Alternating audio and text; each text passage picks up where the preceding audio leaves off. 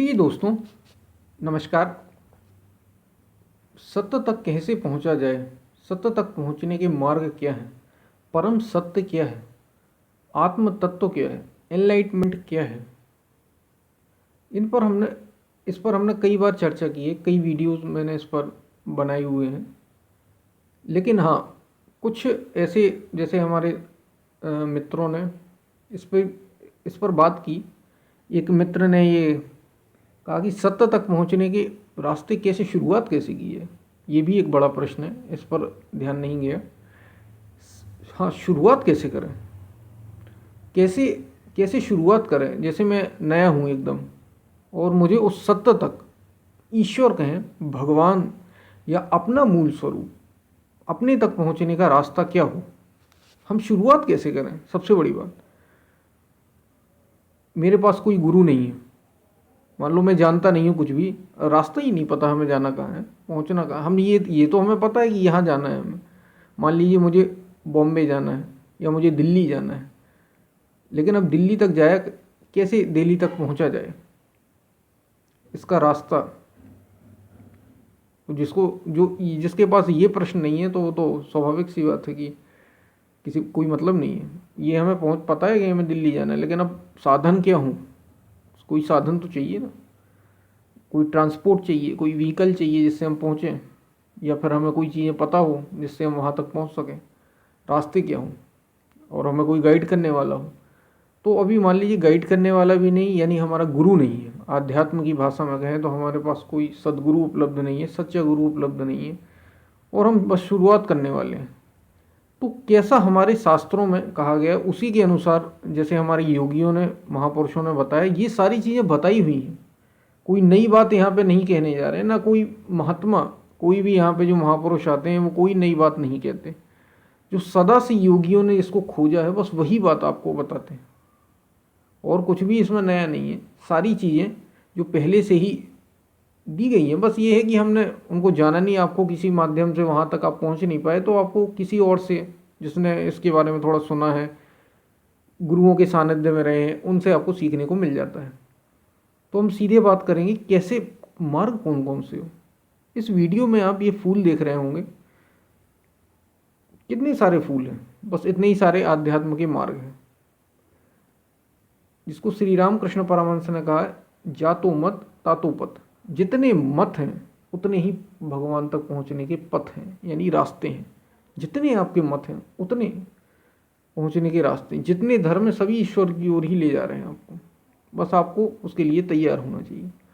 लेकिन शुरुआत के लिए, जैसा कि गीता में बताया गया, गीता में भगवान ने बहुत ही विशेष रूप से इसमें बताया गया है। वैसे तो कई कई प्रकार की साधनाएं होती, लेकिन हम एक बहुत ही बेसिक स्तर पर, यदि आधारभूत स्तर पर कहें, तो हम शुरुआत अगर करना चाहते हैं, अब जैसे रूप का, लोग स्वरूप का सुमिरन करते हैं भगवान का, लेकिन हमने तो भगवान को देखा नहीं।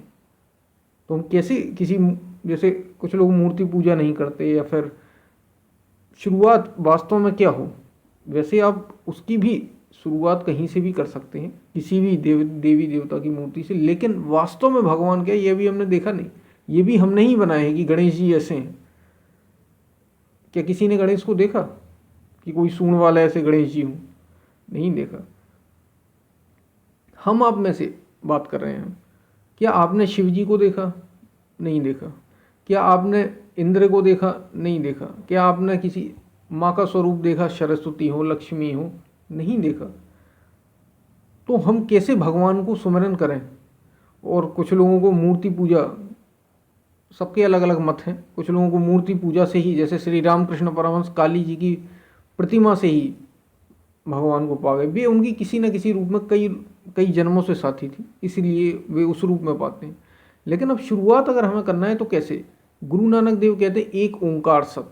वे तो मूर्ति पूजा को मानते ही नहीं, एक ओंकार सत। गुरु नानक देव जो सिख समुदाय के गुरु हैं, जो जनक हैं उनके, सिख समुदाय को बहुत ही पहुँचे हुए महापुरुष थे। उनने कोई तप ध्यान कुछ नहीं किया, केवल गाया और भगवान को पा लिया, या अपने मूल स्वरूप को, आत्म तत्व को, या सत्य तक पहुँच गए। तो हमारा मार्ग क्या हो? उन्होंने कहा एक ओंकार सत्य। तो गीता में और शास्त्रों में जो बताया गया है, 4 प्रकार की वाणियां होती हैं। 4 प्रकार की वाणियाँ हैं, वेखरी, मध्यमा, पश्यंती और परा।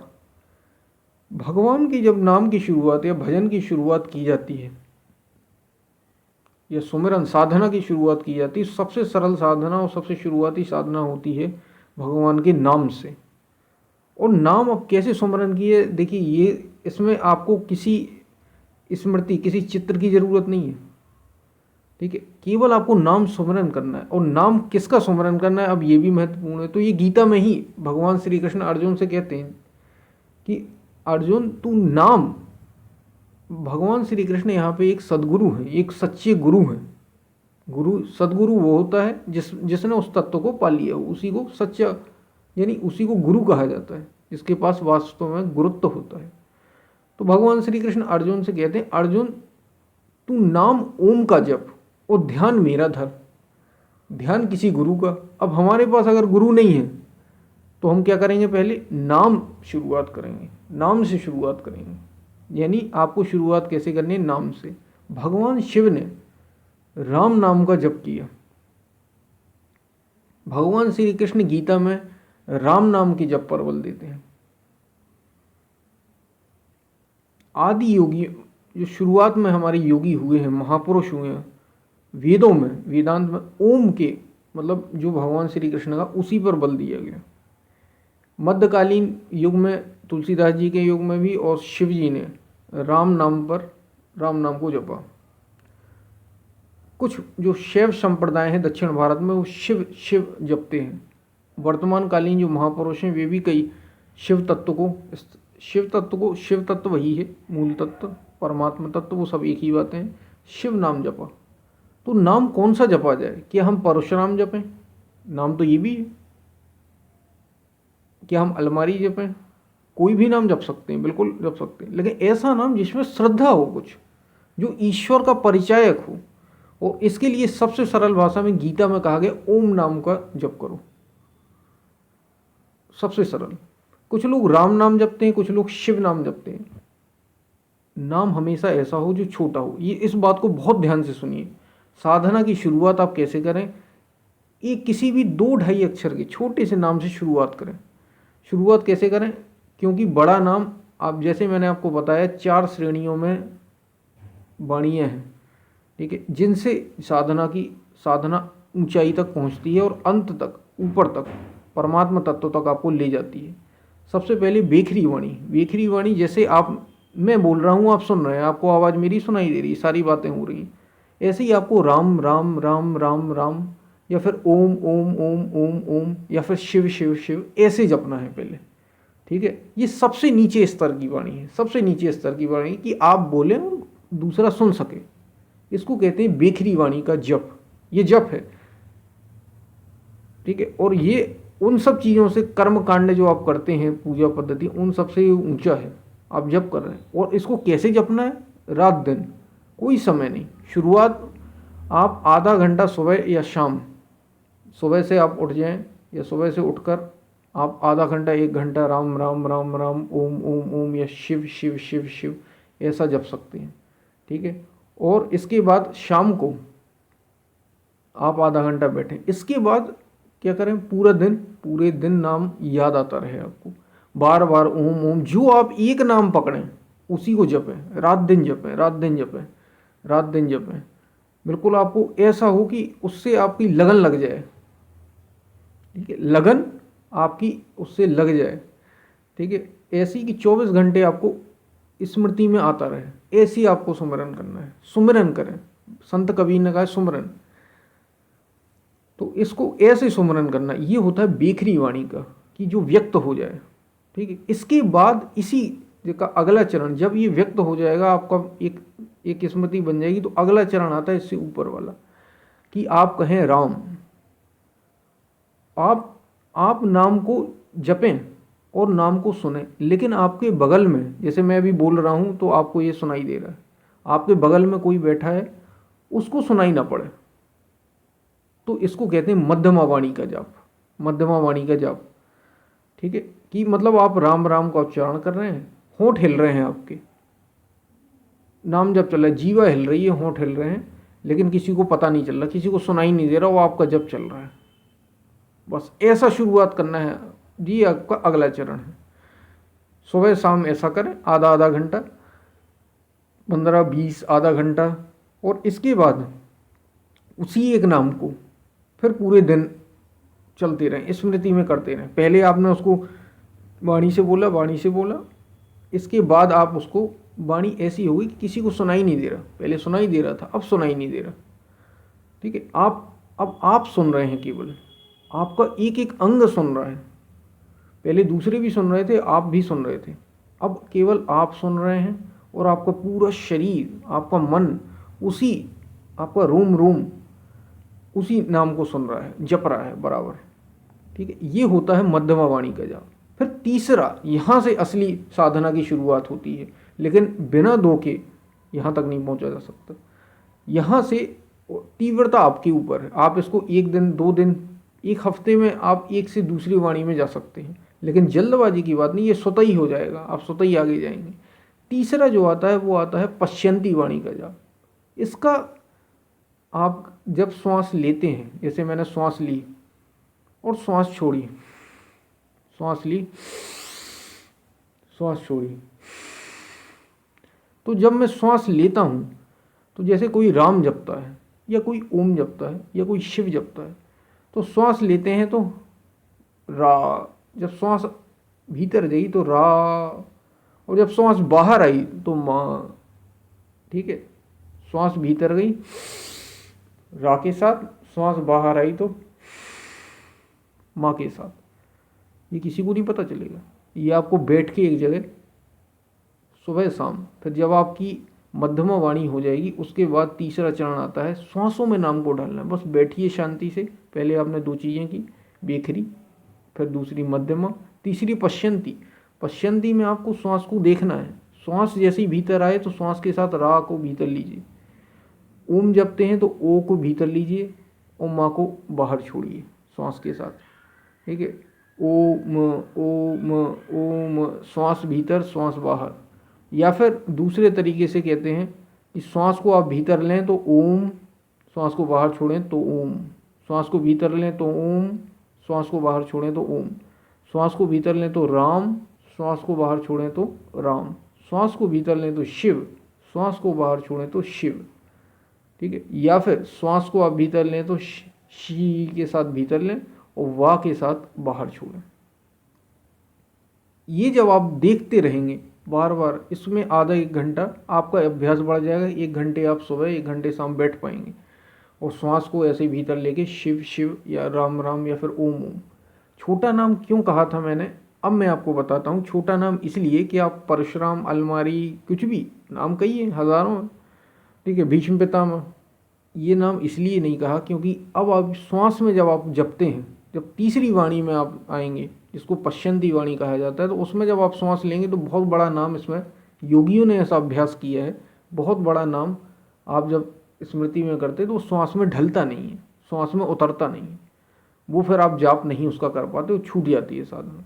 इसलिए छोटा नाम ओम बताया भगवान श्री कृष्ण ने गीता में, तो ओम ही बताया, ठीक है। कुछ लोग राम जपते हैं तो उनको राम, जो रामायण में राम आते हैं वो याद आ जाते हैं, वो उनकी उसकी तस्वीर आ जाती है।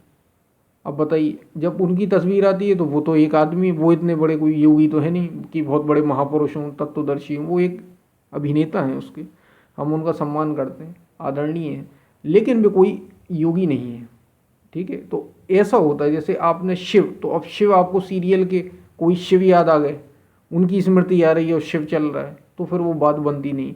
इसलिए जब कुछ लोग ऐसा, जब उनका ध्यान, ऐसे रूप उनके सामने आते थे, जब वो ऐसा ध्यान करते थे उनके सामने ऐसे रूप आने लगते थे, जब वो सांसों में ऐसा नाम डालते थे, तो फिर उन्होंने उसको छोड़ के ओम को जपना शुरू कर दिया। अब ओम आप करेंगे तो कहाँ जाएंगे, ओम तो कोई है नहीं, ठीक है, ओम कोई भगवान भी नहीं है, ओम निराकार है एक तरीके से, ठीक है।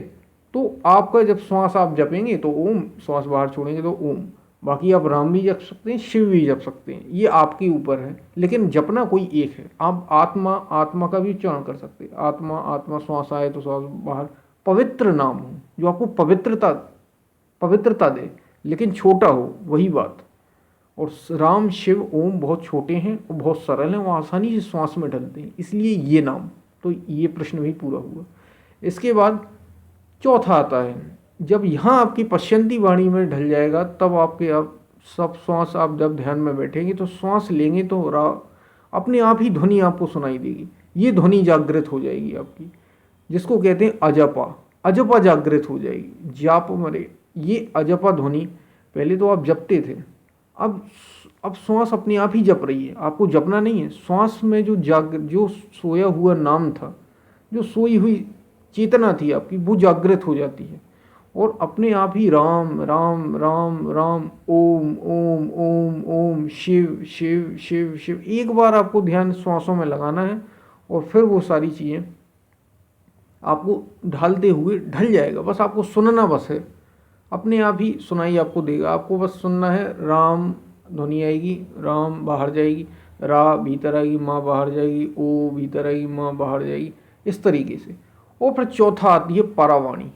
परावाणी का मतलब जब नाम अपनी पूर्ति काल में आता है, ये फिर आपकी पहुंची हुई अवस्था हो जाए। यहाँ आपको जब अपना नाम परिणाम देने की स्थिति में आ जाए, जो आपने साधना की थी, फिर आपको जपना नहीं पड़ेगा। अभी तो अजपा जागृत हुई थी कि आपको अभी आप लगाते थे, श्वास आती थी जाती थी, अब आपको देखना भी नहीं। एक बार आपको सूरत का कांटा लगा दें, जिसको सूरत कहा जाता है, उसको एक बार आपको परावाणी में जब आपका नाम पहुंच जाता है, वही साधना, तो फिर आप ओम, बस आपको श्वास लेना भर है। एक बार ओम, एक बार बाहर गई ओम, उसके बाद अपने आप ही निरंतर ओम ओम, बस आप बैठे रहें, ओम ओम ओम ओम ओम ओम ओम, अपने आप चलता रहे, राम राम राम राम राम राम, शिव शिव शिव शिव शिव शिव, चलता रहेगा आपका। बस आप उसका आनंद में डूबे रहें, आनंद उसका लेते रहें और साधना आपकी चलती रही तीव्रता से। आपको कुछ नहीं करना है, बस उसी में डूबे रहें। ये फिर आगे की बात है, बहुत आगे। और जब आप यही जो नाम है, जब आप ये करते तो फिर भगवान का स्वरूप भीतर से, जो प्रभु निरंतर आपको जानते हैं कि आप उनका जाप कर रहे हैं, आप उनकी स्मृति कर रहे हैं, आपके हृदय में ही वो परमात्मा स्थित है, कहीं बाहर नहीं है। उसको जब भी देखा तत्वदर्शियों ने हृदय में देखा। सदा वसंतम हृदयारविंदे, सदा वसंतम हृदयारविंदे, आपके हृदय में ही वो स्थित है। तो जब आप हृदय में ऐसा यहाँ तक आप पहुँचते हैं आपके, तो आपको रूप, भगवान के नाम से रूप पैदा होता है। वही रूप भगवान अपना रूप आपको दिखा देंगे। आपको गुरु मिल जाएगा, आपको सच्चा गुरु मिल जाएगा, सदगुरु मिल जाएंगे। फिर आप उनके रूप का ध्यान, जैसे अर्जुन के समक्ष भगवान श्री कृष्ण थे, उनने ओम का जब बताया और ध्यान अपना करने को बताया, अपने स्वरूप का, तो आपके सामने भी ऐसे ही, जब आप ऐसी अवस्था में आ जाएंगे, अपने आप ही जो होना होगा भगवान स्वयं, या आपकी जो आत्मा है वो स्वयं बता देगी। परमात्मा आपको स्वयं ही इस वहाँ तक पहुँचा देंगे। ठीक है, तो आपको सदगुरु मिल जाएंगे और फिर आपकी साधना तो फिर क्या नहीं किया है, और सदगुरु मिल गए तो कल्याण हो गया आपका। वहाँ तक आपके पूर्ण सब कुछ आपका हो जाएगा। उसके बाद जब नाम, रूप, लीला और धाम, ऐसी 4 चीज़ें कही गई हैं। नाम, भगवान के नाम से ही रूप पकड़ में आ जाता है, भगवान के नाम को पकड़ने से रूप आ जाता है, रूप को पकड़ने से लीला पकड़ में आ जाती है। जब आप नाम जपेंगे तो भगवान अपना रूप बता देंगे कि मेरा रूप क्या है, तो आप रूप का ध्यान कर लीजिए। जब रूप, तो लीला, भगवान कैसे काम कर रहे हैं, कैसे इस जगत में, सारा जगत, ये संसार चल रहा है, कैसे वह परमात्मा काम करता है, कैसे सब जगह वह एक होते हुए सब में व्याप्त है, सब कुछ करते हुए भी निर्लेप है, कैसे ऐसा है वो, ये सारी चीज़ें आपको पता चल जाएंगी। इसको कहते हैं लीला। भगवान ये दर्शन कराएंगे और फिर आपको धाम मिल जाएगा। जो भगवान थे वही आप हो गए, अब आप भी भगवान हो गए, यानी अब आप भी वही मूल तत्व हो गए। मूल ही तक तो पहुँचना है हमें, उस सत्य तक पहुँचना, परम सत्य तक ही तो पहुँचना है। और जो सत्य को जानेगा वो क्या होगा, झूठ थोड़ी होगा, सत्य हो जाएगा। जानत तुम ही हुई जाएगी, तुम्हें जानकर तुम ही हो जाता है, तुम में ही समा जाता है। तो आपको इस तरीके से, ये एक शुरुआत जिसको करनी है, तो आप साधना के फिर कई चरण हैं, वो सारी चीज़ें आपको आगे, शुरुआत तो करिए, सारी चीज़ें आ जाएंगी। और सुबह शाम विशेष रूप से त्रिकालिक संध्या कही जाती है, लेकिन सुबह शाम आप अगर आज 1 घंटा समय निकालेंगे, 15 मिनट समय निकालें, लेकिन बैठें, थोड़ा ध्यान दें, इस तरीके से जपें, शुरुआत करें, तो आप आगे निश्चित रूप से बढ़ेंगे।